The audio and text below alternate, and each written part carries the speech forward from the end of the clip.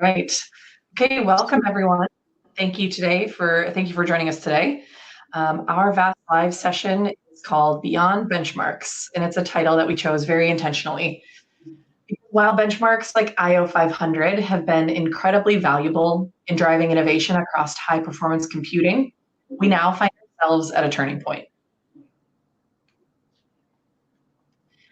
HPC benchmarks were designed for an era of simulation and modeling where success was defined by how quickly a system could read and write large files in predictable patterns.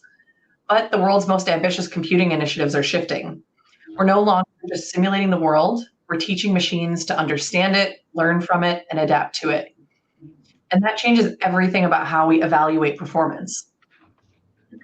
AI initiatives introduce fundamentally different pressures, billions of small files, random metadata-heavy operations, multi-stage pipelines, real-time inference, GPU utilization that can either skyrocket or plummet based on milliseconds of storage responsiveness. In AI, it's no longer enough to ask, how fast can I move data? Now we have to ask, how intelligently can I serve it? How effectively can I orchestrate it in context with GPUs, models, and data services? And this is precisely where traditional benchmarks begin to fall short. Not because they're wrong, but because they were designed for a different world. So here's the paradox. A system can top the IO 500 chart, yet struggle to meet the demands of an AI pipeline. It can show extraordinary throughput in synthetic tests, yet starve GPUs in real-world inference scenarios. It can win the benchmark, but lose the workload. And that's why today's session isn't about dismissing benchmarks necessarily. It's about expanding our definition of performance. Because if AI is the future of HPC, then our measurement frameworks must evolve alongside those ambitions. All right, so today, with that, I'll introduce today's speakers. So we have Kyle Lamb from VAST's Office of the CTO. He is a field CTO for our HPC business. And we have Howard Marks, technologist extraordinary and plenipotentiary. And my name is Ali Borum. I'm the Director of Competitive Programs here at VAST.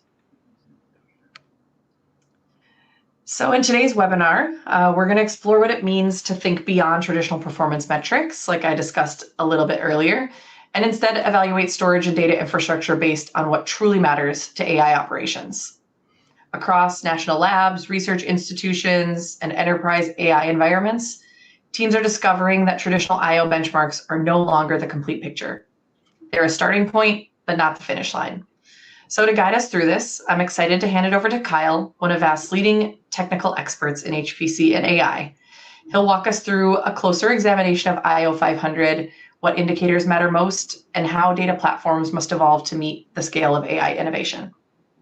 All right, over to you, Kyle. Awesome. Hello, everybody. Nice to be here today and talk to you about such a thrilling and interesting subject for myself. I've been doing benchmarking for a while. I've been in the HPC arena for quite a while, and I've been able to kind of watch this progression as we're going from having a lot of HPC into an AI ML workflow. All of that time has been spent mostly in the IO arena whenever it comes to HPC and AI ML. And so it's exciting for me to talk about what I've observed over that time period and where we're going now. One of the things I wanted to go ahead and do today, I recently did a presentation at an e-research conference about a week ago, and in that conference, what they asked us to do was basically run a benchmark like IO 500, and then they asked us to go ahead and run 3 different workflows that had been submitted by some of the folks who were going to be attending that conference. And so it wasn't just doing a benchmark, it was doing a benchmark plus real world workflows and kind of doing a comparison of how those things operated, as well as kind of just having an open discussion about what some of the benefits and pros and cons are of the different technologies, as well as, how some of these workflows are changing our thought process around how we do data storage. With all of that in mind, I wanted to lay the groundwork of what VAST is. If you have been heard from VAST, you've probably already heard about the DAYS architecture, so bear with me as I kind of just give a quick description. But the DAYS architecture, disaggregated shared everything architecture, is really what sets VAST apart in comparison to other storage systems. The DAYS architecture came about because what we were looking at doing was really breaking down barriers in how we want to access information, and also in building out a leading edge technology based off of the best solutions that were available 10 years ago, rather than having something that we're basing off of 20 to 30-year-old principles.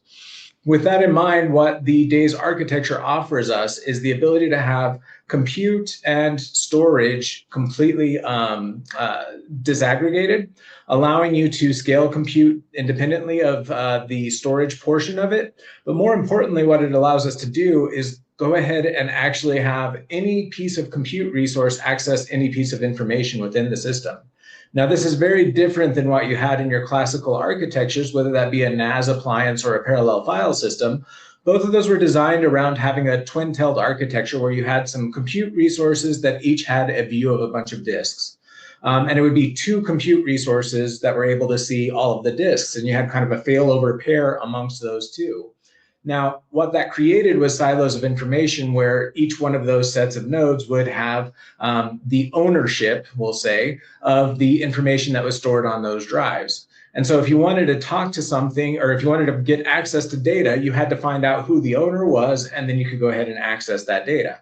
Now, this happened in two different ways. If you're talking about a classical NAS appliance, then you would go out to one node, and as they grew, it could be any of the nodes. Once you hit that node, it would relay you to the node that actually had the information, or go catch the information for you and then relay it back to you. This created a lot of discussion between the compute resources that caused challenges, especially whenever we're talking about parallel access to data sets. The opposite of that would be a parallel file system, where you had to have an in-kernel module that allowed you to have some information about who to talk to first, typically the metadata service. And then once you talk to the metadata service, that would tell you where the data was laid out across all of the individual nodes. Now, that scales much better than the classical NAS approach, and it allows you to have parallel access, but it creates kind of these fault domains, and it also is a little bit of a hindrance in how you scale out, right? Because you have to have equivalent performance amongst all of those different pieces and components. And on top of that, your metadata typically didn't scale with the data and those types of things. With VAST, it's a very different story because we're using this disaggregated shared everything architecture, and our compute resources have a parallel view of everything that is stored within the system. It's an embarrassingly parallel access to data. So the biggest part of that is that these compute resources don't need to intercommunicate. Everything is stored as state down on the individual devices, and whenever you want to access anything, all you have to do is access any one of the compute resources, and it is, quote unquote, the owner of that data. Whenever it goes to go ahead and actually write to data, it goes ahead and does an RDMA lock to the metadata that's associated with that file, and instantaneously all of the other compute resources see that state. And so it's a very nice, embarrassingly parallel way to scale out a large-scale storage system. And it offers up a lot of advantages whenever we're talking about all of these workflows that I'm going to go through today. With all of that said, what we build on top of that DAYS architecture is what we call the VAST Data Platform. So our start for VAST was in the left-hand side here, where you see this data store. The data store is what you would think of as a classical, data storage system, right? We offer up NFS, SMB, S3, and now we offer up NVMe over TCP as well. All of that is actually reading and writing to that underlying DAYS architecture, and it is all multi-protocol access. So you can write in with S3, read from NFS. You can do the opposite. You can actually go ahead and write with NFS, read from S3. And you can also do any combination of those as long as it's within the protocol limits. What that allows you to have is a very flexible storage technology that you can actually export out to all of your available users. Now, we added into the system the second component here in the middle, what we call the database. The database is actually a classical database, and it's enabled because of the Days architecture and because we're writing to an all-flash storage system. So we can actually build out exabyte scale data lakes that are actually transactional in nature, based off of the fact that it's an all-flash storage system that's utilizing that Days architecture.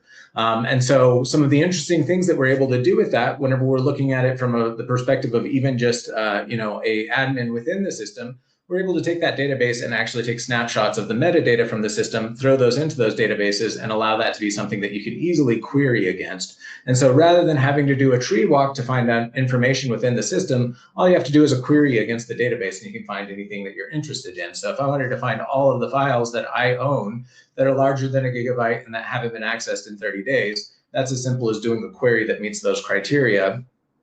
And within seconds, I have that result. Versus, if it's a very large system, it could take days to actually do a full tree walk of the system. Now, the third component that we've added in is what we call the data engine.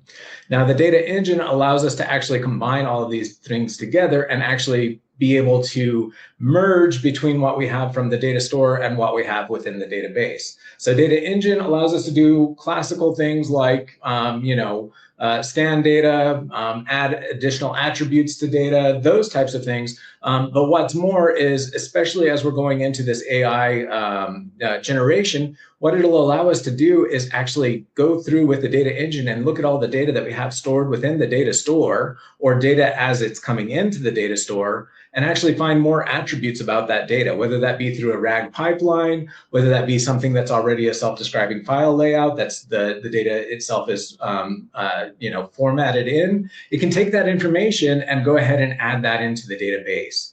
Not only can it add it into the database, it can also add it into a vector database so that you can go ahead and have intelligent queries against it from either a RAG pipeline or from other utilities. And so combining all three of these things is what we would call the VAST AI operating system. It's an operating system because we're doing compute on the data, we're actually storing the data, and we're also giving context to all of the data that's stored within the system. Right. Now, for my test bed that I had set up to do this e-research testing, I had a small scale system. It was 12 what I would consider to be HPC clients. They're dual 200 gig connected to a client fabric. Those 12 nodes were connected to 6 of what we would call our compute resources, or C nodes. And those 6 compute resources, or C nodes, were connected dual 200 gig to a backend fabric that connected out to 2 Series D boxes. It's about a half a petabyte of flash on the system. And whenever we're looking at that, the expected hero numbers from this system are in the range of 60 gigabytes per second write and 120 gigabytes per second read. So a decent system, nothing that you would compare to something that's at a large AI factory or, large scale HPC compute, but a decent system to do these kinds of tests. But it's only about 12 U's, so. It is only 12 U's. It's pretty small as well. So with this test bed setup, the first thing that I was asked to do was actually run IO 500. And running IO 500 on the system is pretty straightforward, pretty easy to do. The way that they have actually generated the setup for it is pretty straightforward. It's a lot more difficult if you want to make sure that you optimize it and get the very best result from it. I will not guarantee that I got the very best result for this run here. In fact, you can even see on the easy write that it's a little lower than what I said was the max from the system. Part of that is just a lot of the things that you have to do to tweak and tune the system. And one of the biggest things with IO 500 is that it's a weighted average on some of these things. And there's some that are weighted much more heavily than others, right? And in my experience, having done a lot of benchmarking, the weighting is frequently based on what other people have done badly in the past. And so the things that have made previous generations of storage systems trip and fall over are now given a lot of weight.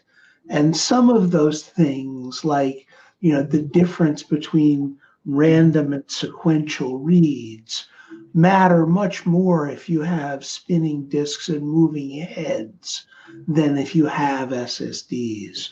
So whether that weighting is appropriate to you or not is really an issue.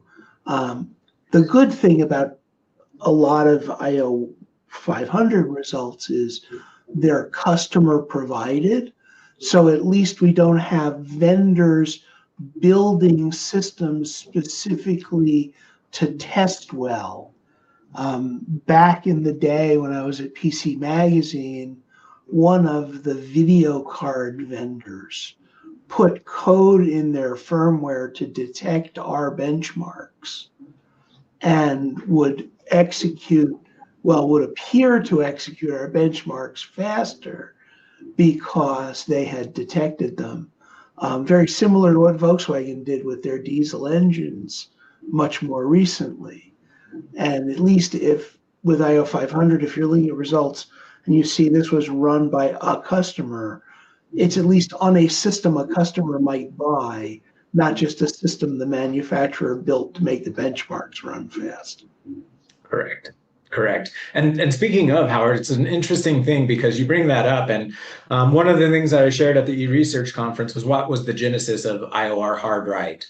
And IOR hard write is a really interesting workflow because basically what it is it's a unaligned write that is 48K plus 8, right? So it's just over 48K, which doesn't align with page boundaries within a system. And it's a random write across or into one write from many different nodes going into the same shared file with these 40,000 or 48K plus 8 offsets. Now, what that does is it drives things kind of crazy, right? Because everything is expecting, at least classically, a 4K page alignment. Not only that, but the reason that this actually became the test that it is and made its way into IO 500 is that it actually brought a namespace, a file system, to its knees at Los Alamos. And I'm talking about actually like non-usable. Every time that this workflow would run, it would make everything non-usable. It would actually bring down everything that was attached to that file system. Nobody could do anything. And part of the reason that it did that is that the file system that was being run at the time actually was doing client-side erasure code. Now, if you're talking about client-side erasure code, what you have is, and you want to do a 48K offset write on the system, what happens is every node is going in and trying to access this 48K across the entire file, and it's pulling it in. And to be able to update that 48K, it has to do a read, modify, write, and it has to do that all the way back at the client. So the client reads a big stripe of information, updates 48K, and writes it back. Well, while it's doing but they have to process it sequentially. Exactly. Because they're overlapping on the erasure code. Yeah.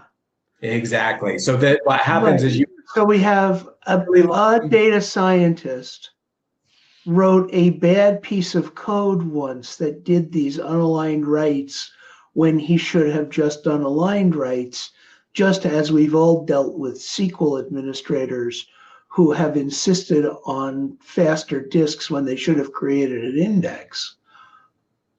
So Correct. We start with a piece of bad software, broke another piece of bad software. And forever on, we are going to pay attention to how well new software deals with this old problem that should never recur again. Correct. Yeah, that sounds right. Yeah, it's an interesting use case, and it's if you actually go down, pull the thread all the way on why it made its way in there, that was It's turtles all the way down. Yes, it was viewed as a huge challenge, right? And it is a huge challenge for a file system to maintain that and do it, right? But it isn't something that you would hope that you would ever see in real life. And if you do, you hope that you have the monitoring tools to be able to detect it and be able to go and talk to that user to actually fix it as well. Fix your code, Pop. Exactly. So with all of that said, here's our result. I won't belabor it. This is not a terrible result for a tiny system and for 10 nodes accessing it. It's not going to be anything that tops the IO 500 list, nor do we ever really care to be at the top of the IO 500 list. Most of the systems that are at the top of the IO 500 list may not work out well for you in real life. Moving on from that, one of the things that they wanted us to do at this e-research conference was talk a lot about what we had to do to tune systems, how we had to enable them to get these IO 500 results, as well as all of the other workflows that they asked us to do. And so I pointed out to them all that, you know, there's a lot that we can do. For VAST as an all-flash storage system, it's a really interesting thing because it's very different than what you would ever expect from a classical spinning media type of system, right? For VAST, we designed it around having lots of parallelism occurring within the system, lots of nodes accessing the system, and lots of things going on, right? We wanted a lot of chaos and entropy in what was occurring within the system, and we designed towards that. Not because it was, you know, inherently the right or the way that we wanted to go, but because it's what actually happens whenever you look at what's occurring within a file system. If you actually look at what happens on a file system at the disk level, it's chaos. It's all kinds of information coming in from many different workflows and all trying to be written out to the media, right? And in our case, we knew that as we were designing the system, and we designed towards that. With that said, in order to get really great performance from the system, you have to have a high thread count. You have to have a lot going on to get full performance out of a VAST system. Designed specifically because we're expecting to have more than one job running on a system at any one time. If you go back to the time frame of parallel file systems, they were really designed around having one monolithic job running on an HPC cluster, all of it coordinatedly writing out to a storage system in a really nice fashion, right? And that was the design criteria for a parallel file system. In our case, we're designing for what actually happens on most systems now, which is many, many jobs running concurrently on the same resources and accessing the same storage. So we do need a higher thread count, and that allows us to go ahead and get optimal performance, and it also allows us to go ahead and handle it whenever we have many different jobs running concurrently. One other thing that used to be in place for a lot of data sets is coalescing of data sets, right? So coalescing is basically where you have nodes that would share information, right? So you'd have like 8 different nodes all write their information to one node so that that one node could write out a really nice serial stream out to the storage. Now, this was really great for spinning media like a hard drive, because now I have this really big chunk of information that's streaming into the system, and I can write that out on a platter of spinning media very easily. Whenever it comes to an all-flash storage system, that doesn't actually help us much. We would rather have lots of smaller IOs that are coming into the system and be able to handle those in the appropriate way by having lots of thread counts and lots of different buffers that we're using within the system to address that. Other things that we have to, or that we utilize, MPI itself has basically configured such that they understand that NFS classically was not a namespace that was able to handle parallel writes. And so what MPI did was they created their own locking mechanism internal to MPI. And so if they detect that the underlying storage is going to be a NFS storage system, they will go ahead and utilize their own lock mechanism. What this does is it really reduces performance overall. And so we've had to educate users and customers of ours about this whenever they're running with an MPI-IO workload, that they need to understand that there is going to be some performance penalties associated with that unless they use a preload library to go ahead and do some work to make sure that we actually are not utilizing their lock mechanism and that we're ensuring that the data gets stored down to the system correctly. Another thing that was really interesting, and Glenn Lockwood, who now works for VAST, but at the time worked for NERSC, came up with was the challenges of benchmarking an all-flash storage system, specifically an all-flash storage system that's actually really great at doing data reduction. Data reduction can have an impact on performance, mainly in the sense that you can actually have data that you're trying to read that is very reducible. And if you have very reducible data sets, that performance gets impacted significantly because all of these different reads are going to the same blocks within the storage system.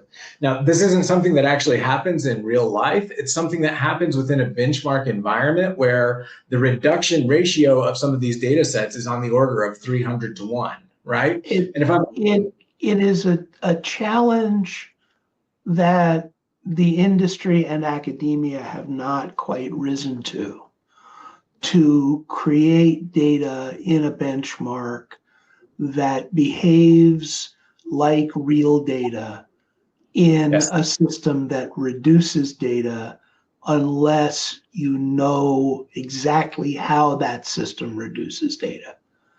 Because Correct. anything you do, and I worked on an industry consortium on this years ago, but it is very challenging to create synthetic data that reduces the same across multiple compression algorithms and multiple deduplication block sizes and with and without similarity. Yes. And so what's much easier is to say, I'm going to create this infinitely compressing data, or I'm going to create this completely incompressible data. And both of which are corner cases that stress systems that handle the average data very well. But in general, data reduction can hinder performance is something that you file under, there ain't no such thing as a free lunch. And data reduction is very much using compute power to trade for storage space. And sometimes that's trade you don't want to make and you just have to turn it off. Yep, very true. And I would actually say even beyond that, right? A lot of these benchmarks also, they haven't been designed for a system that actually reduces data, but they also aren't reflecting what real world looks like either, right? And so another thing that you typically have is kind of these hero benchmark runs that really reflect kind of the best case, or you have these other benchmark runs that reflect the worst case, but they don't really reflect what's actually occurring within the system. So you're kind of just testing the different corners of the system without seeing what would actually work with your workflow. And I'm going to go into a little bit of details about one of the benchmark tests that I've been asked to do here recently that actually I think reflects that a lot more closely. Yeah. Even worse, if you're doing the typical 4 corners benchmark test, you're measuring how well the system does large reads and writes and how well the system does small reads and writes, but only when that's the only thing that the system is doing. Exactly. And there are a lot of systems where the large write performance falls by 30% if there's a tiny bit of small writes added. Yep, very true. Or if the system wasn't tuned for large writes, which brings us to a whole nother bag of worms we'll avoid today. Yes.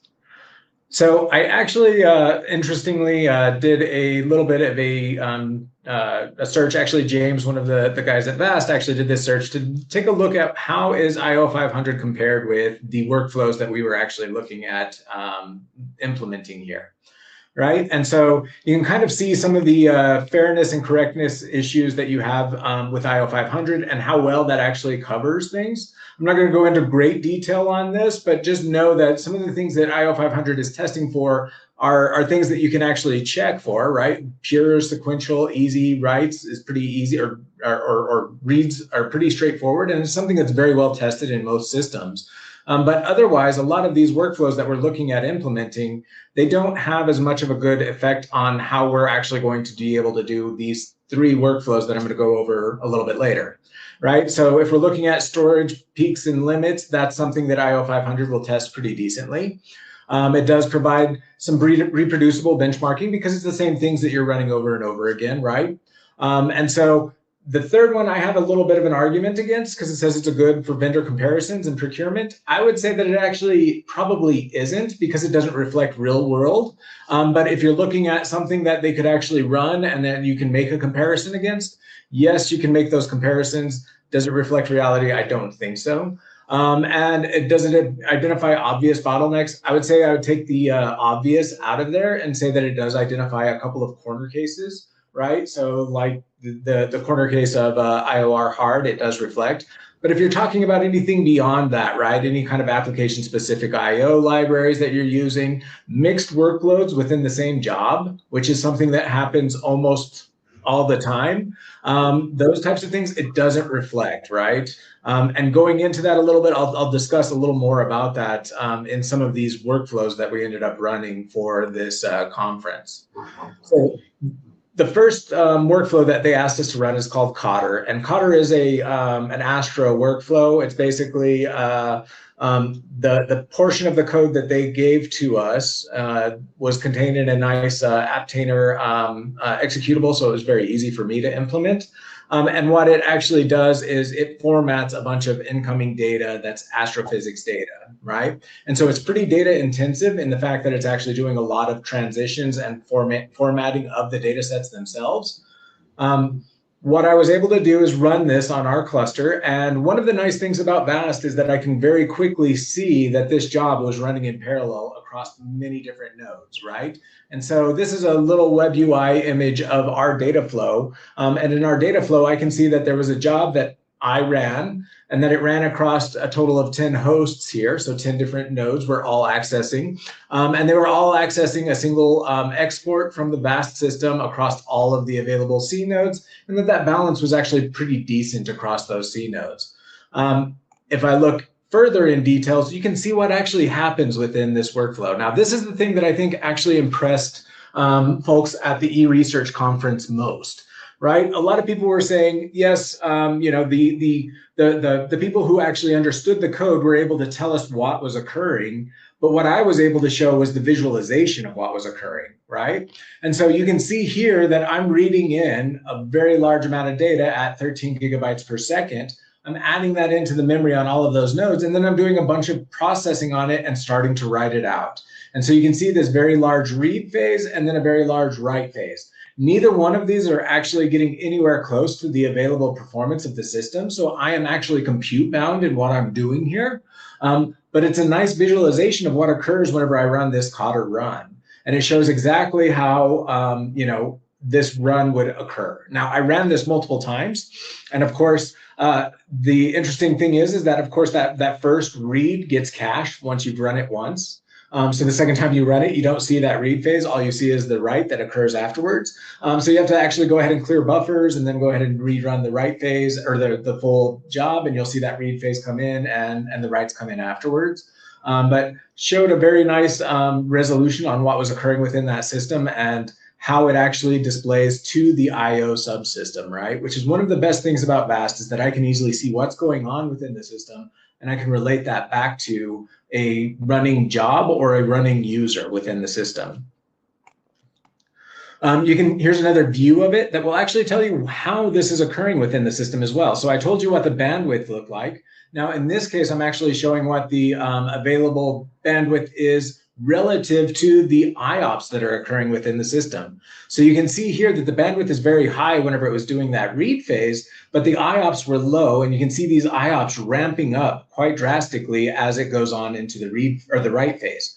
And so what this tells me is that this job is actually reading in very nice large segments, 1 meg or so. And then whenever it does its writes, it's writing these out in small segments. I think the math on it works out to be about 48K or 40 to 50K IOs that are going on within the system.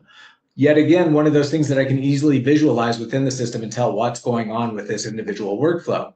I can go beyond that to determine exactly how many of those IOPS are related to the actual data, which is here in green, versus metadata updates that are occurring here in this smaller line down at the bottom with the red. And that allows me to see exactly what those IOPS are looking like, what the size of the IOs are within the system, and it gives me a lot more information to be able to determine what does this workflow really do to a storage system. Now, I was the only one at this conference who was able to provide this kind of information and to show exactly what was occurring within the system. All of your other storage systems aren't really providing this level of detail about what's going on within the system. And it's something that is invaluable whenever I'm actually wanting to know what is occurring and what a benchmark is doing within the system. to be able to actually visualize what's occurring before waiting for the end of the run and trying to determine it, from the code itself or from things of that nature. It is much easier to be able to visualize that within the actual tools and instrumentation of the system. So next one that they asked us to run was CosmoFlow. CosmoFlow is an AI benchmark, and it is one that I think they asked us to run it as a representative sample of AI. I would say that this is not really the best example of AI that you could come up with, especially from an I/O perspective. And the reason for that is this. Whenever I actually ran CosmoFlow on the system, this is what I was looking at from an I/O profile. And honestly, it is boring as all get out. And so there's not much that's going on. This is a completely compute-bound process. And I can easily tell you that just by looking at what's occurring within the I/O subsystem. Not to mention that if I actually look at the code, you can see that it's compute-bound in that side of it as well. And so it was kind of a little bit of a boring example for us for a storage discussion anyways. Third one that we utilized was BWA/SAM tools. Now, these are genomic tool sets that you can actually run within the system. And they're accessing what is considered a BAM file. A BAM file is basically a file that has a lot of genetic information stored in it in an intelligent format that is kind of self-describing, right? Whenever I ran this test set, I ran it against multiple different workflows and multiple different data sets, and it also was boring whenever it came to the I/O profile on it, right? Completely compute bound, and you can see what is occurring within the system as it goes through its 3 different phases.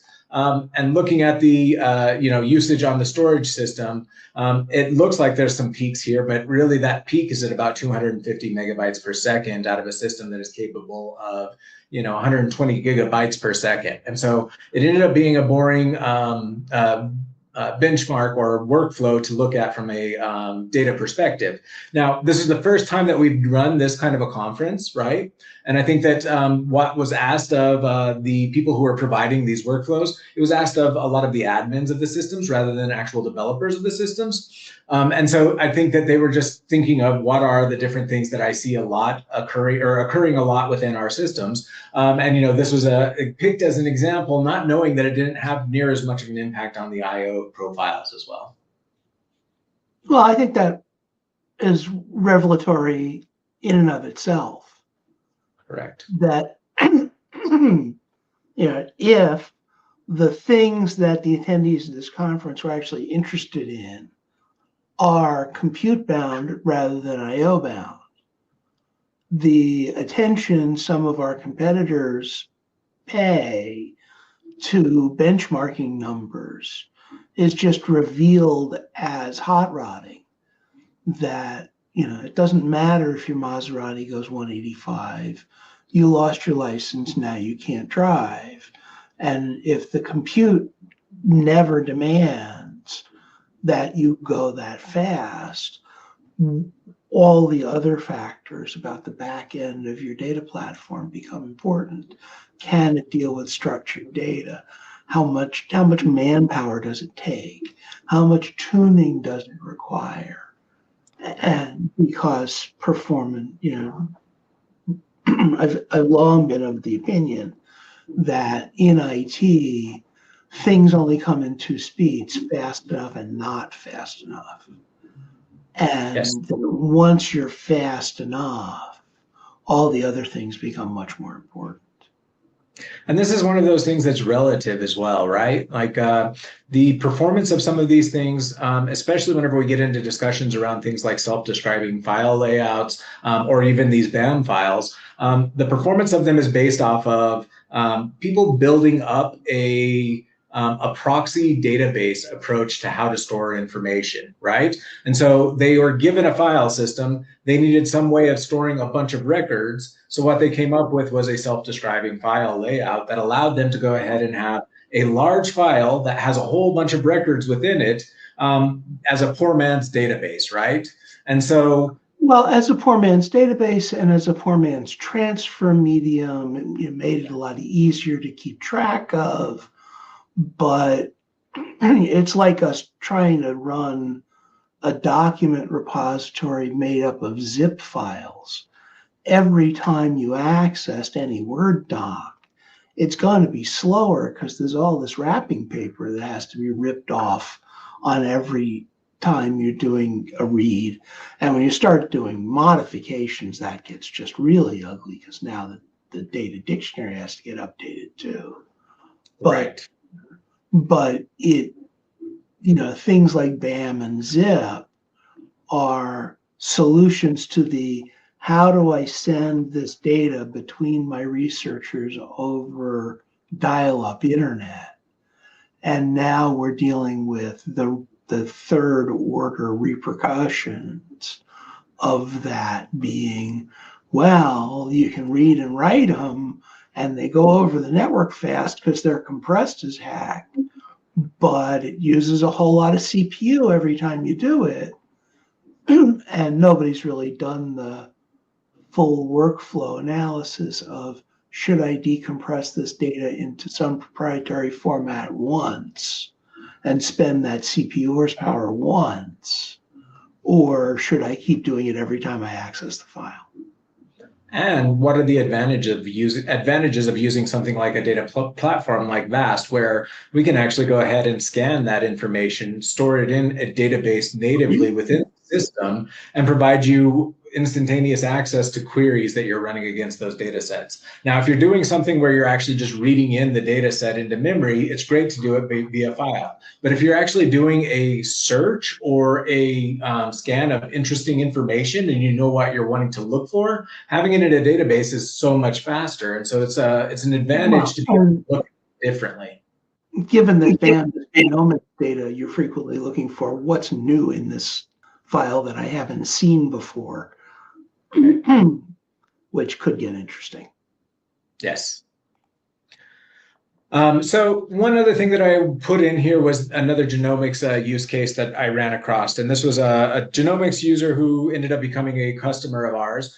And what they were running on was, kind of having this load of BLAST. Now, BLAST is a code that actually gets used for genomics quite often. And whenever you're loading it, it's loading a lot of shared libraries within the system. Shared libraries are something that, unfortunately, everybody is having to deal with more and more. And the number of shared libraries that are utilized within code is exponentially growing as we move along. The AI generation of software has so many different dependencies around Python. The number of Python libraries that you have to load in to actually run a software package that is AI generated is quite high. And this can actually be something that is very impactful to storage systems, especially things that are, hard drive based or weren't designed around having all of these libraries being loaded concurrently by many nodes. And so this customer actually came to us because they were having some major pain points in being able to access these files. Even whenever they were using all flash storage systems or all flash burst buffers, they were still seeing low performance. And they asked us to go ahead and show what we could do loading in the same BLAST file. And we were able to show some decent performance gains from the system, even in comparison to other storage systems that were all flash and were kind of the latest and greatest in technologies at that time as well. So what I wanted to do whenever I was running this e-research program or this e-research workflow comparison was I wanted to have, a combined workflow. I wanted to take all three of the workflows that they gave us, and I wanted to run them concurrently and show how they affected each other. I wanted to do this because it reflects what reality actually looks like. You never really have a HPC cluster that is running one single job. Now, I say that there's maybe a couple of HPC clusters out there that run one single job, and they do that once in a while. They might actually run it for a very long time. Los Alamos runs one that lasts for months, but they're very much a corner case whenever it comes to HPC. Most HPC resources have many jobs that are running concurrently, and those concurrent jobs are going to have very different I/O patterns, and they're all going to be accessing the subsystem for I/O at different times and with different requirements, right? So my goal was to actually run all three of these different workflows together and show what the results were. But since two of the three workflows were very boring, it really wasn't something that I could do as a good use case. And so what I did instead was showed something that I felt was a really great benchmark that I worked with one of my old colleagues who used to work at NOAA and who now works at NVIDIA to create. He basically he wanted to show what happens on a storage system and kind of reflect what was actually occurring on his. Now, for him to do that, what he did is he took the file size distribution of the namespace and he used that as a proxy for what might be occurring as far as I/O sizes within the system. So he had, X number of 4K files or that were 4K or less. They had Y number that were, 16K or less. Z number that was, 48K or less, and so on and so forth, right? Anything that was over 1 meg, he counted as streaming I/O. And so he had a very normal distribution for an HPC cluster, which is what you would expect to see, right? Hundreds of thousands, millions of tiny files, and a few files that are very large that are taking up the majority of the capacity within the system. Now, he took that file size distribution and he used it to create jobs using FIO. And what he did with those jobs is he created a small random read, a small random write to reflect the tiny IOs and the file size distribution for the small files. And then he created the sequential read and write on the system as well. And those were created just using 1 meg IOs on the system. I think there's also some 2 meg and those type of file size or those types of sizes, but they're going to much, much larger file sets on both of these. Now, what we did with that is he asked us to go ahead and run each one of these tests on its own. So run the small random read workflow, then run the small random write workflow, then run the small or large sequential read and the large sequential write.